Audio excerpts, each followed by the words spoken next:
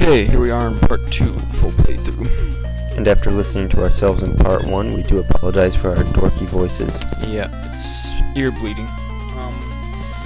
So we're going to Crystal Man next, and this level, as you can see, is exactly animated as it was in the NES, and that was a bitch to do.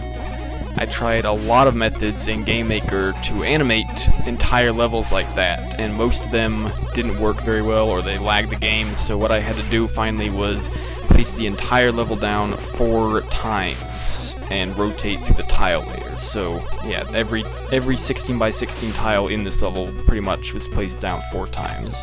This was the dreaded level. Yeah, this was the very, very last level of all the levels in the game that I did because of that. One of the very last things done in the game. Yeah, it was unbelievably dreaded because of that, but I think it turned out pretty well myself, so that's good at least. There's the first sight of Flip Top, who is colored green, as another Ruby Spears cartoon reference.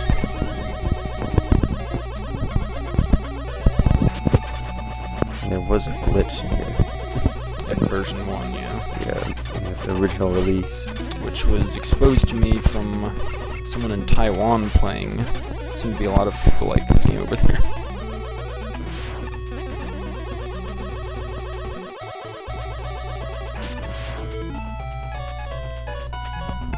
If you haven't seen this, check this out. Become the mummy, launch the head, and you can step on spikes as the mummy, which makes it unceasingly useful.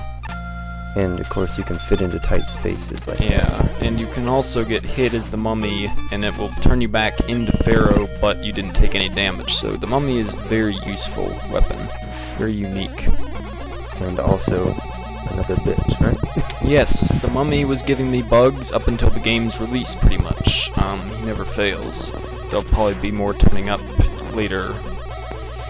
Now, he just never quit. I guess that was my bright idea, wasn't it? The mummy? Yeah. I think it was one I might have thought of it and decided I didn't want to go there, and then you presented it as well and pushed, which is a lot of the ideas in this game. I think we did have a lot of similar ideas. Yeah, and a lot of the time I would originally back down from an idea because of all the work involved or for whatever reason, and Fab would push me into it finally, and I'd be convinced as to how awesome it was and that it needed doing, and that was months more work for me. My sincerest apologies. Those needle Harrys were not originally intended for this level. I had programmed them for another level, but I think they turned out really well in here to suit the level.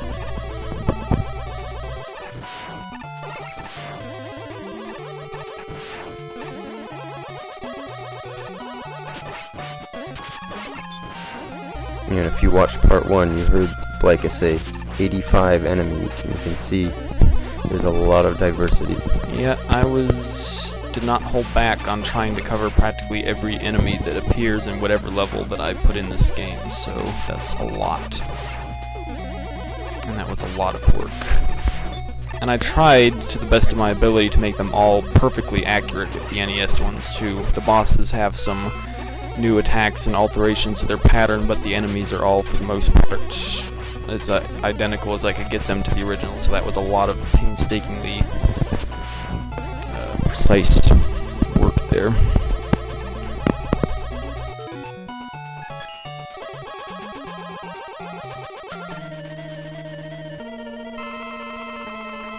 Now, both battles that you'll see here and in the tubes later in the playthrough, I did not fight Crystal Man well, but he's actually probably my favorite boss fight. I always like to avoid his crystals and thoroughly kick his ass, but I didn't really do that very well in this playthrough, so go figure.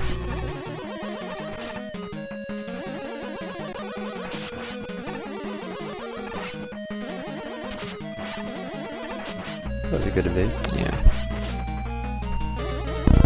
I've also beaten Crystal Man with his own weapon, which is not easy because it only hurts him one at a time, and your bullets look the same as his bullets, but yeah, he's a fun boss, I think.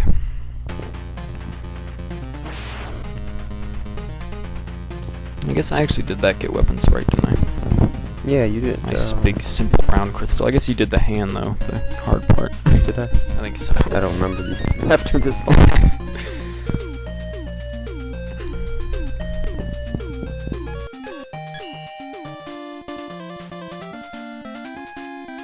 Dig the enhanced sprite. Oh Much yeah. better looking. We broke the palette.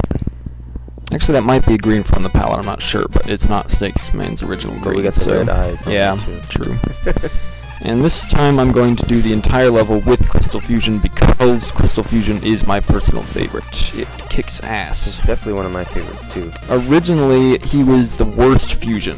He could only shoot 3 crystals at a time, and he was incredibly limited because then they bounce around and you can't get rid of them and you can't shoot anymore. And I was wondering what to do about that since Crystal Man is one of my favorite bosses for my favorite game, classic NES Mega Man game. And all I had to do was take the limit of crystals on screen up from 3 to 6, and suddenly he's just, I think he's the most powerful fusion in the game. He just annihilates everything. So, yeah, he's my favorite, and I've actually done a full playthrough with just him as much as I could before, so yeah, I wanted to demonstrate what he can do there.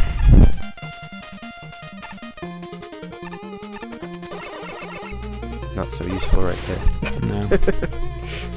Failed some attempt on my part.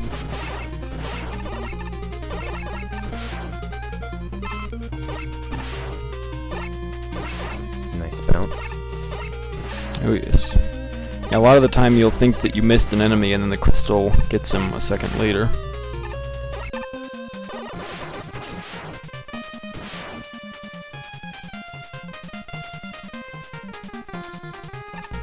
Yeah, on this level, this was the first level I made of all the levels in the game, because I wanted to do the easier than usual tiles, so as I was a bit out of the level making practice, it actually ended up a bit longer than the average Mega Man level, but yeah, I think it turned out pretty decent. That was a good feeling by that point. Yeah, to actually see the game have something playable in it after so long. Laika had programmed 85 enemies and 30 bosses, and the ending, and the opening, and the options, the engine, and everything else. Yeah, I don't do levels as the game progresses, which is why there's so few screenshots of my stuff as it's in the works, so I always say the levels is the last thing, so I don't really get to play the game until it's almost done. And needless to say, there was also a lot of bug fixing going on in this level as I finally had my first official level.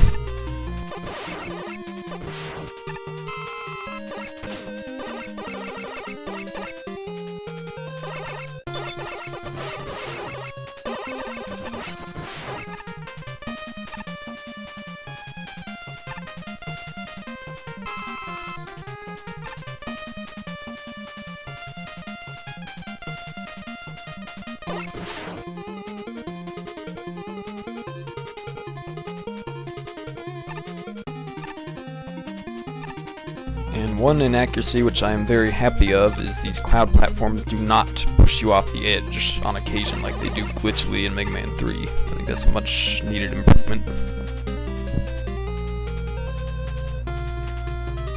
It's got my vote.